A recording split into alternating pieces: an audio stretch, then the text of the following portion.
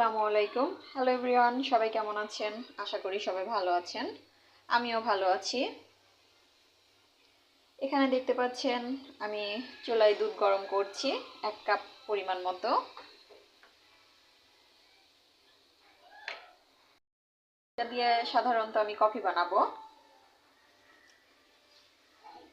আর এইখানে নিয়েছি পরিমাণ মতো চিনি, কফি।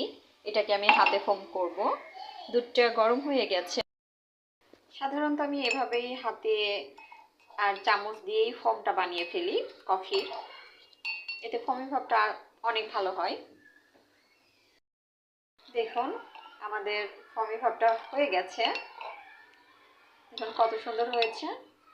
যাদের হ্যান্ড ব্লেন্ডার নেই তারা এভাবে ট্রাই করতে পারেন।